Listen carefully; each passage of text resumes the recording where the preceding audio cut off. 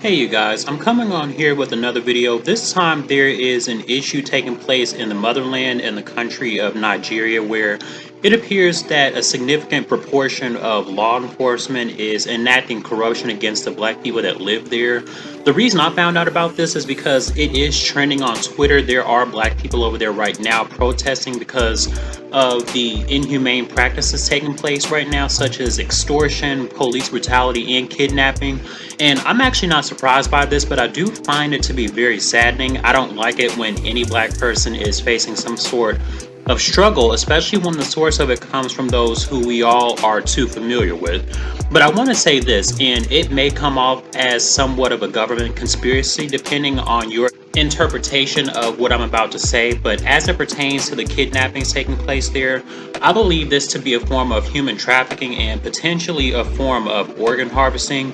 When you think about how some of the dark and immoral actions of the past here in the United States, especially during Jim Crow and also throughout the Civil Rights Movement, you would sometimes hear stories of black people mysteriously missing, and sometime later you would find them in areas far from their home with their organs missing. And it's sad to say, but this still happens today. And there are so many missing black people in the US and children as well. And sometimes it makes you wonder why our missing people don't receive national news coverage to get the message out there. I think that that's why this story is alarming. It's unethical, and it further proves the point that I accentuate throughout my videos, is that white supremacy is an omnipresent force that exists in the deepest confines and smallest corners of this planet.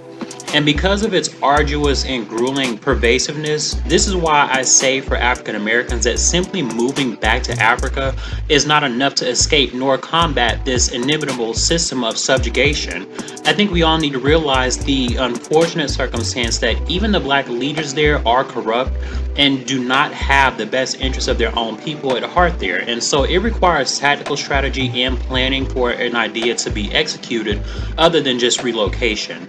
And I have a fervent desire for the leaders to be on code like other nations and actually listen and understand the labors of their people, because then maybe they would do like South Africa and make the executive decision for land redistribution to be allocated back to black people. Unfortunately, because of the vested interest that black leaders in Africa have in capitalism, they could care less about loyalty or allegiance to their people, because they only care about getting closer to power, despite the fact that the larger society's collective would never allow any other group of people to be on the same social status as them. Now, before I get into this article by CNN, I want to bring your attention to this very disturbing image. I came across this and it was taken in Ghana. What you see here is an Asian man being carried to some destination by black people. And looking at this, I'm sure you all are just as angered as I am by this because of the visual aesthetic alone. When I look at this image, I see modern day slavery in the worst way, and I'm not sure who allowed for this to be passed, but this is what I mean when I say that Africa itself is not the answer to escaping the system, because regardless of where it is you go, Africa is under oppression in some way or another. In my opinion, I think we need to go back to the time of 500 AD when the Arabs invaded, because I think that time frame represents the source of tyranny across the board for black people.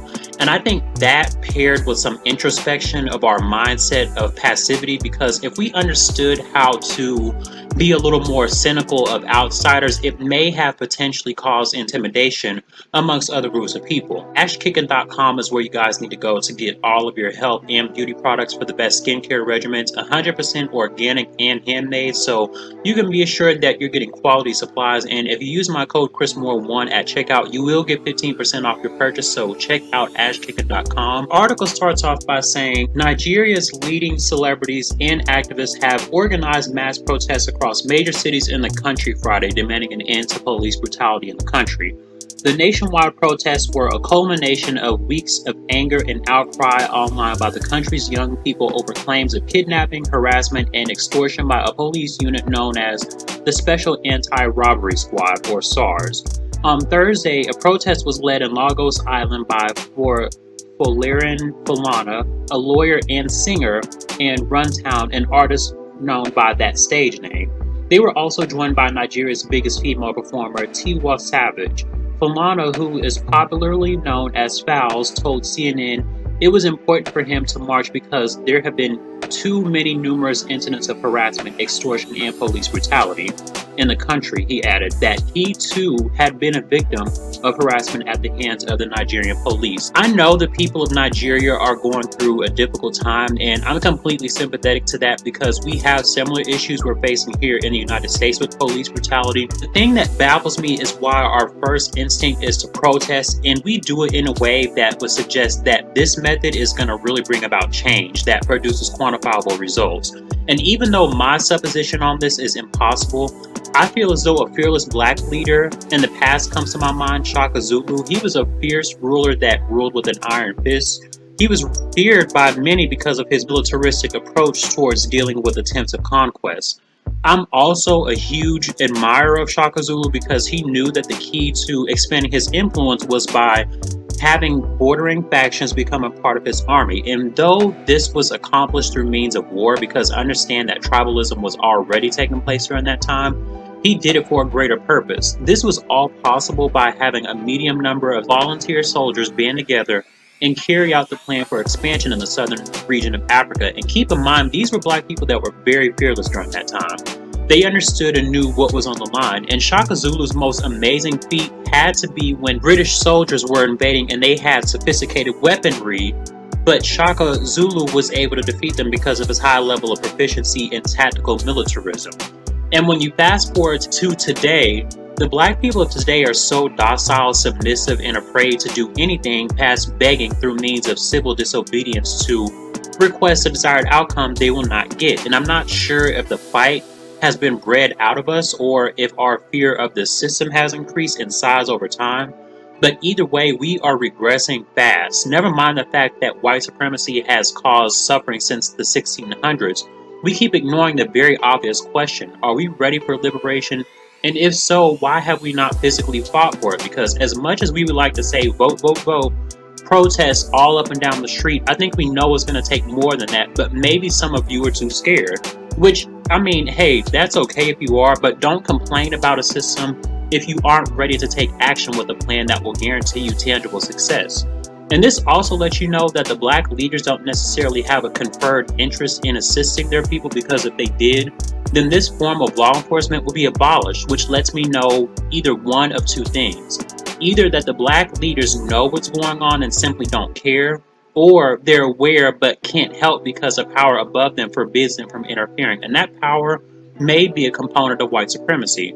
Both of these in particular are unfortunate for the black people that have to be subject to the conditions of that country and other countries alike. But I'll go ahead and continue with this. People have been posting online about it for years, but it has been the same sluggish attitude in response to it.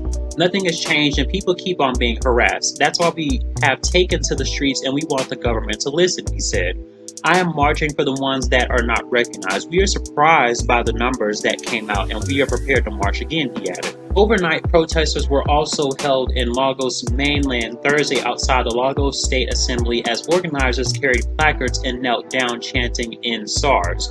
A group of protesters led by D0M, a comedian by the stage name of Mr. Macaroni, held a protest vigil running into the third night in a row in Alasa, Lagos. Videos from the protesters shared on Twitter Thursday night showed police officers forcefully dispersing the protesters, dismantling their sleeping tents, turning off the street lights, and making verbal threats.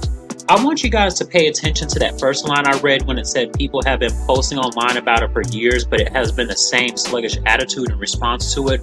I will say again, when you protest over and over and you do everything you're supposed to in a civil manner, then what other option is left?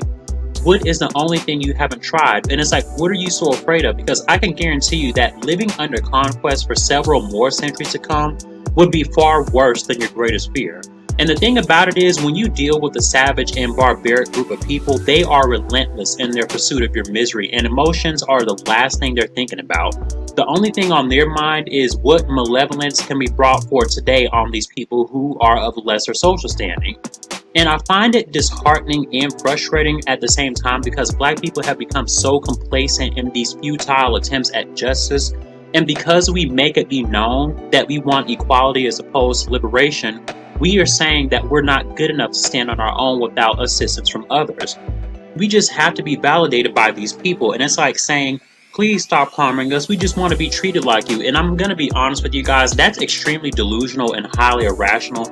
No other group of people beg for their oppressor's mercy. They simply take it or come up with a strategy to free themselves from that system of disenfranchisement. I'm also certain that our ancestors would not want us to keep pursuing this very counterproductive endeavor. You really want to know why things aren't changing? Because we choose to remain safe in our bubble of vote, vote, vote, and make sure you pray, pray, pray. And if you don't get your way, make sure you go protest. Oh, but do it peacefully. Don't forget to do it peacefully. Yeah, because all those things are going to say, yes, black people will give you your freedom. Too many social justice warriors and not enough revolutionaries, and these two concepts are not interchangeable. Also, another thing, because I just mentioned it in the video from before, but it's unusual in other communities for celebrities to be front and center for social issues. If the larger society is under oppression, are they going to have someone like Adam Sandler at the forefront talk about how they face systemic tyranny? And that's how we look when we allow celebrities to speak on our behalf. And don't get me wrong, it's okay to voice your support for a cause. No one is saying that at all, but their presence at events such as this I feel is unnecessary. We kneel in a fashion reminiscent of subservient surrender rather than standing tall and at least posing in a way that suggests no matter how much is thrown at us, we remain victorious. It's already bad enough that we view symbolism as substantial progression, but then in terms of actually representing symbolic gestures, we even seem defeated in this respective area.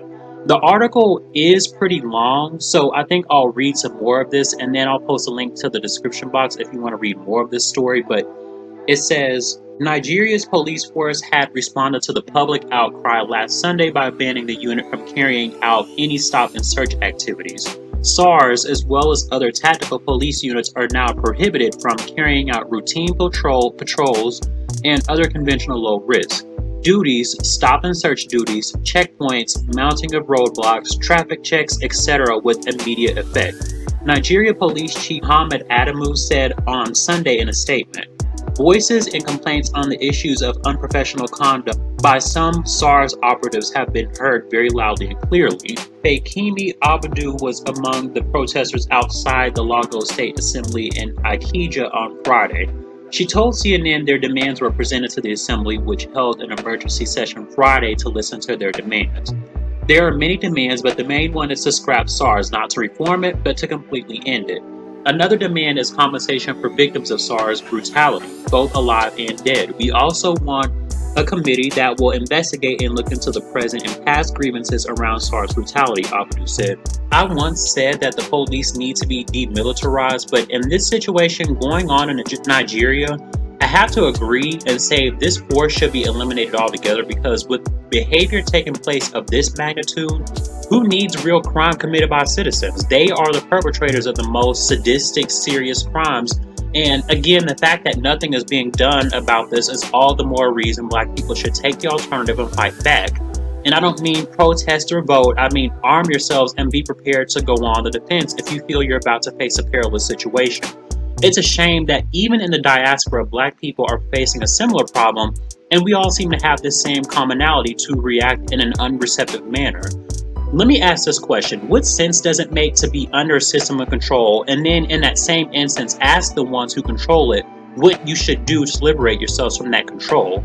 It doesn't make any sense, but that's the reality of what's happening. We're asking our oppressors, what should we do to break these chains you've placed on our minds? And I can guarantee you the great and honorable Harriet Tubman would not have thought twice about what to do. She was also very strategic in her movements, but aware of the people around her at the same time. And if she sensed slightest hesitation or form of betrayal, she would not think twice to take those individuals out. And I believe that if black people were back on the plantation right now, there would be some people willing to stay and work in the fields because they would be too afraid of their slave masters to be non-compliant and the sovereignty over them. Those are my thoughts on this. I do have sympathy for the black people who are suffering in Nigeria right now, but I'm also very frustrated at the same time because I don't understand why we keep doing the same thing in hopes for a different outcome. Black people's behavior at this point is so predictable that at this point they could go on a mass genocide extinction event towards the entire country of Senegal, and the only thing black people would do is react emotionally by getting upset, tweeting on Twitter, and then organize protests and march for hours on end, which does nothing but show how passive you are, that you won't show them any real vengeful acts. But I'll leave the link to this article in the description box. If you guys want to finish reading this article, make sure you like, subscribe, and share this video, and I'll see you guys in the next one.